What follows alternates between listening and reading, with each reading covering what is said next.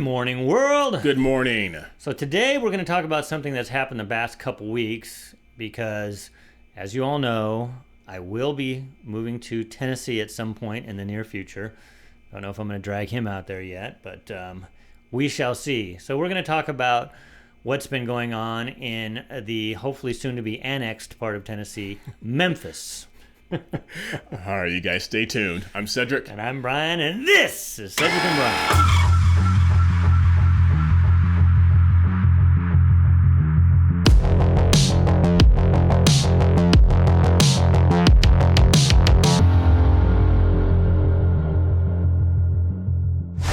I'm not joking about that. So if you look at the map right here, you can see that Memphis sits way on the border of Arkansas, not too far from Mississippi. So I just say, make a little line. We can carve that out a little bit and shift Memphis to either Mississippi or Arkansas. Yes. And that'll save my soon-to-be state. Yes. I know you're kind of... Maybe keep Graceland in there and cut around. I don't know. I know you're making a little joke about it, but there's some seriousness to that. Yeah, did you know that Memphis was... Most people don't know that. You think about Baltimore, you think about L.A., you think about all these crime-ridden cities. Mm-hmm. Memphis, at one point, I believe, was the number one for gang-related violence, and I think they're still number two. Yep. And so these stories shouldn't surprise us, but when people think Memphis, Tennessee, especially since... Did you see the new Elvis movie? Yes. Yeah. You think about Elvis and Memphis. Oh, it's, happy place in Memphis, but it's not. It's a poor area. It's got a lot of crime and a lot of gang activity, and now it's finally reaching the point where the media can't ignore it. Yes. It's a great movie, by the way, Elvis. Yeah, I know. Great I movie. liked it, yeah. I liked it.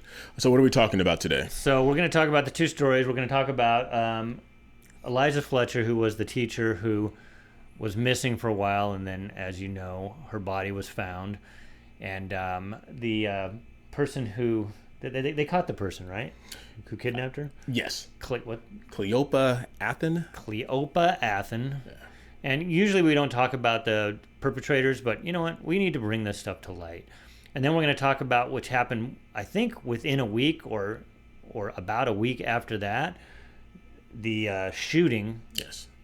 Four people died, and now they're thinking, and we'll get into this, maybe one other person died and 3 injured in a shooting. Also, and these both took place in Memphis, Tennessee. Yes. So. All right. The first one, Eliza Fletcher. This resonates with me because I used to be a teacher, and we don't have the video where during the COVID time she actually put out a video to her students telling them how much she missed them and how much she wanted to be around them and interact with them, and how COVID was keeping them apart, and how she just wanted to get back to her own students. And keep in mind, this is a mother of 2, so she had her own kids. Mm-hmm. But every now and then you get those police officers and you get those teachers who really care about the people and the students they're interacting with, right. And they just want to get back to their job. Yeah.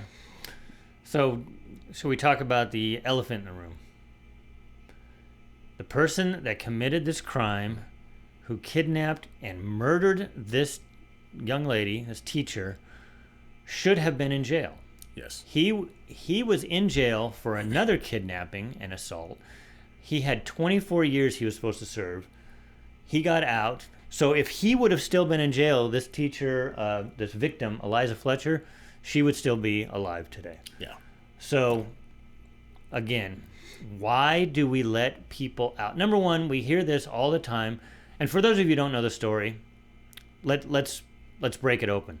Both the perpetrators in these 2 cases were black. Mm-hmm. Yep. Not all the victims were white. So this isn't a strictly black and white issue. But what we hear on the left and of the right is that there's just too many people incarcerated, especially people of color incarcerated. So what do we do about that? The answer is not let them out. That is not the answer. If it's a petty crime for drugs, okay, I'll go with you there. If there's somebody who was caught, like as long as they're not in Russia, then maybe they don't have to do so much time. Right. But these are criminals that were there because of violent acts. Abducted someone, and he only served 11 months out of a 3-year sentence? Yeah, so again, if he was in jail for his full 3 years, which it should be longer in my estimation, but then those 4 people would be alive. Yeah. Brian talked about the prison system, and we all know that prisons aren't there to rehabilitate. They do a terrible job of there. It's just a huge babysitting area that taxpayers have to pay.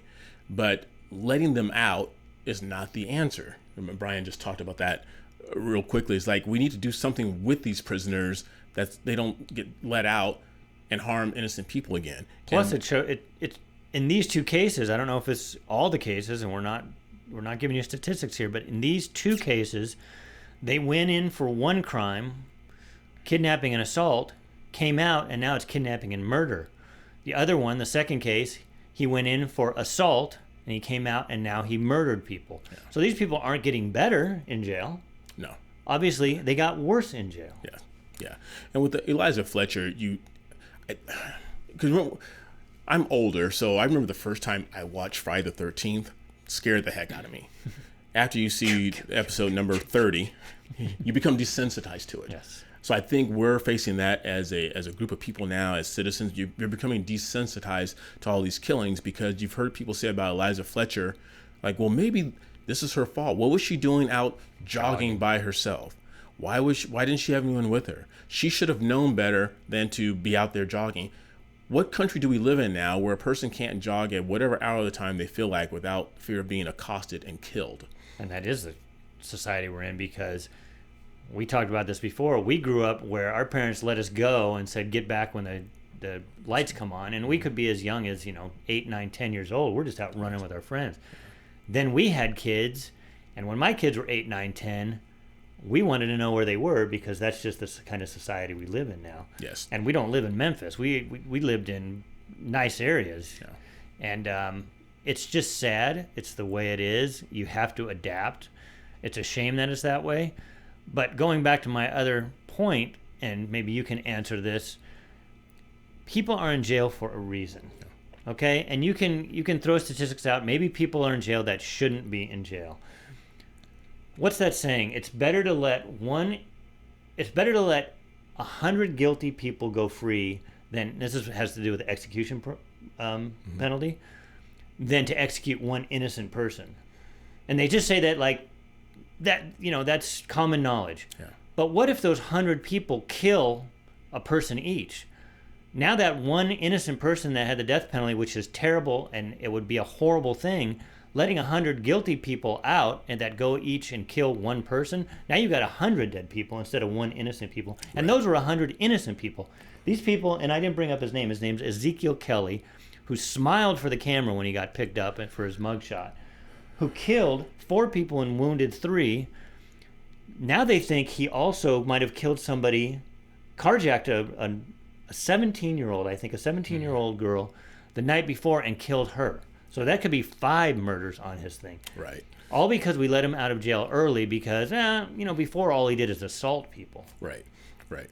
And I get this a lot, with my Christian beliefs, and I've had people give me this argument that doesn't hold any water. They say, well, how do you believe in the death penalty where it says in the Bible, thou shalt not kill? But it's like we're talking about people who have engaged in the same activity over and over and over again. If you're a serial killer and you can't be trusted to live among society and you disobey God's laws and man's rules, no, you don't have a right to life. And they try and conflate that with the abortion thing, which I'm not going to get into, but you have a fetus that hasn't made any decisions for his or herself lately, and you're comparing that to someone that's committed multiple murders, and you say, well, you shouldn't kill. Like, well, yeah, if you can't live among society and follow the laws, then yeah, you should be put to death. Yeah, and Dennis Prager talks about that, and he actually takes apart the Bible and goes through the translations, and in his translation, that is, thou shalt not murder. Right. Not thou shalt not kill, which is different.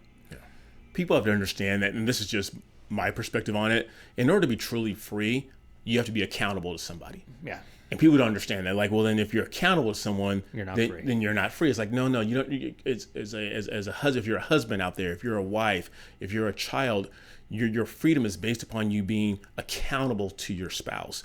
As kids, you're accountable to your parents. You're not bowing down to them, but to have true freedom, you have to be accountable to a person or to a set of morals, ethics, and values, which will cause all of us to live together in freedom and harmony. Right. And we don't need all these rules and regulations, which are the things that bind us down because people act a damn fool, and we need that. And then people talk about, The soaring eagle, now that's truly free. But no, the soaring eagle, there could be a predator, usually a human, who wants to capture that animal. So you're right. There is not true freedom in the sense that you can just do whatever you want. But nobody would want to live in a society where there was true freedom or anarchy because, again, you need to be accountable to a set of rules so that we can live our freest selves. Brian talked about we have this myopic view as a society, and I heard this great line last week which says, in the land of the blind, the one-eyed man is king. And so we have all these policymakers who just say, well, we have to let the people out of jail. That is such a short-sighted, myopic view of what is going on. No, they need to stay in prison and serve their sentences, and I'll just go out here and say it, or be put to death.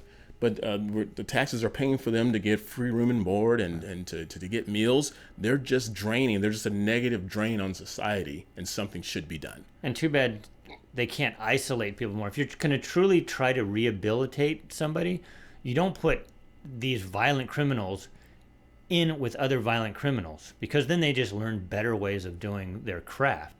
And we've seen this over and over again. How do you separate cruel and unusual punishment from just being put away? Well, if somebody, for one thing, if you're convicted of murdering somebody, like Cedric said, in my estimation, you've lost your rights right there to live your life. And if you're going to live your life, put them in isolation.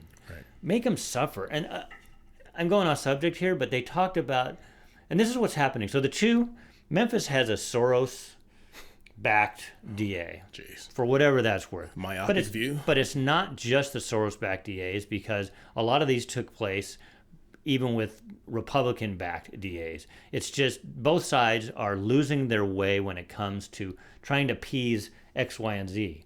We live in California, and we've got Soros-backed people all over the state, and that's one of the reasons I'm leaving.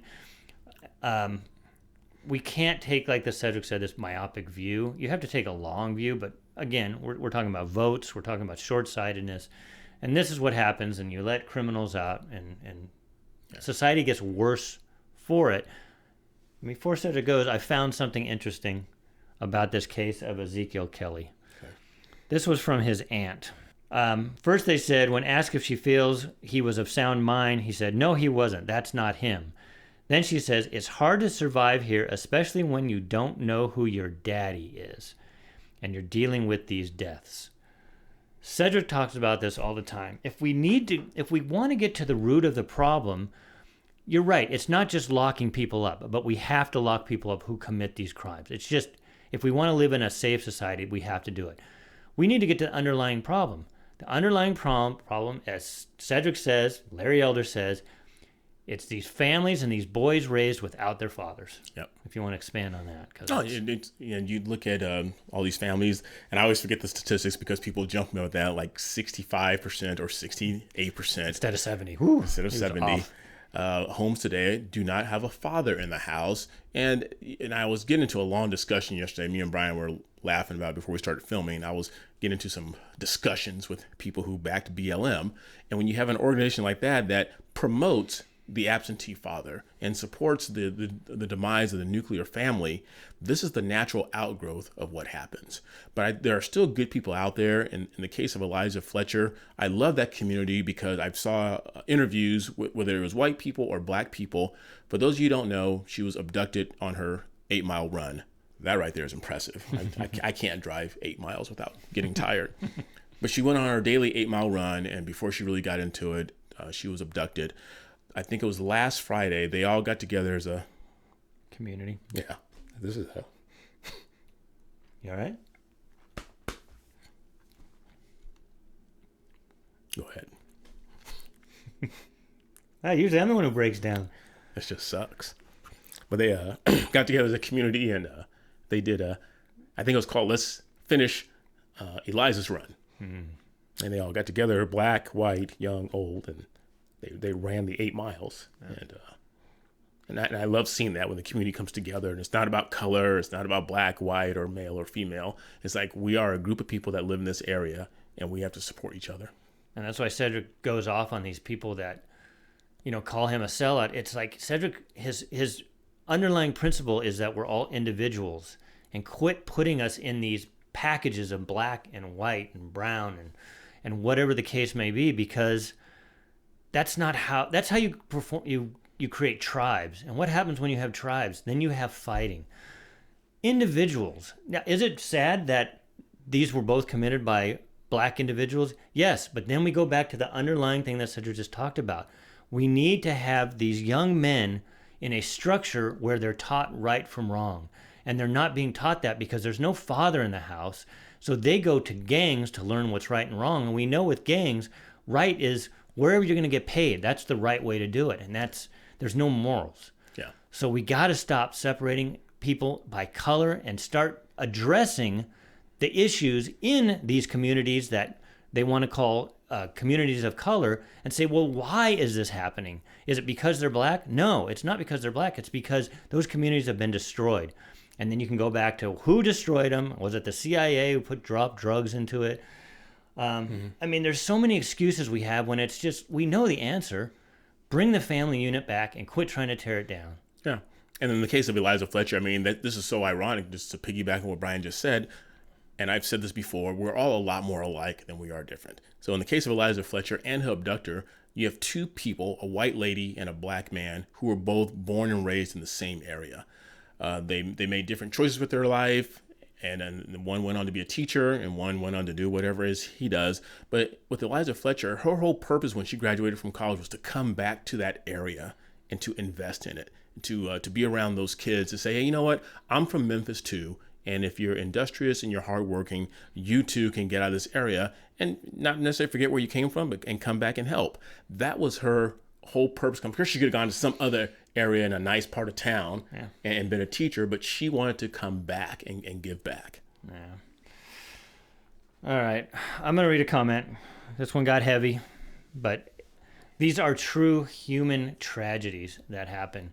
And they could be prevented. Like we said, these two could have been prevented if we would have just put these people in jail for their full terms. Now, maybe in 4 years, he would have got out and did the same thing. I don't know. Or maybe we can get these people the help they need. All right. I've got a comment. I'm sorry. That one hit me hard. My sister's a teacher. My daughter's a teacher. Yeah. No, I get it. I know a lot of teachers. All right. Okay. This goes back. And I'm bringing this one up just because it fits kind of the narrative of this episode. This is going back to the Joyner Lucas. Cedric gets a lot of hate on this. All right, so I made a comment on there about the two guys rapping. It was actually one guy rapping. He's a biracial guy, but he had one guy play a white guy, one guy play a black guy. The black guy said that his grandmother was still a slave. So I said, well, this is 2020, whatever it was, when that was released. I go, then your grandmother would have had to have been XYZ years old. Right. So anyways, he's hitting me for that. He said, the white man commenting on how he said, my grandmama was a slave, that shit gets to me. And has the audacity to bring in mathematics, it does not matter if it was his mother, it's the history. I was just pointing out that he's extrapolating and trying to make a point by using a false narrative. Maybe it wasn't false. Cedric found some things where people were illegally enslaving people even after 1865 and all of that. Right. If that happened, okay, you caught me on that, but I don't think it was a true account. He was just trying to make a point that he's still affected because his grandmother was a slave. Okay, slavery ended in 1865, right? Yes. Or supposedly. Yeah. Somewhere around there. I'm going to bring it up because I am, again, my mother's side of the family is the Jewish side of the family. Her grandparents, my great-grandparents, left Poland. They were Polish Jews. They left Poland right before the 1900s. If they hadn't left before the 1930s, I probably wouldn't be here. I have yet on this channel to ever make excuses for X, Y, and Z. We try to bring up the point is, and Larry Elder talks about this, the victocrat mentality. Now, I know a lot of people out there yell at me and say, yeah, but you just look white, so you have privilege. Well, we talk about privilege. Cedric's talked about privilege. My kids didn't get any scholarships because of their ethnicity. His got to sign up for certain scholarships. So we talk about, who's getting the privilege at this point in 2022. But that's not even my point. My point is people need to stop playing the victim. The whole thing about that episode that we did was that you had a white guy who was obviously supposed to be portrayed kind of as a racist at the beginning of the video, and a black guy that was portrayed as a victim in the video. That's not how we need to portray either one of us. I never used an N-word like the white guy in the Joyner Lucas video did, and Cedric doesn't play the victim like the black guy did. That is our whole point of that, and we're getting tired. And go and read some of our comments, because Cedric's finally, he sat down and he wrote a small novel on one of the comments, because you guys just don't get the point. It's just stop playing the victim. Be an individual, not a part of a group.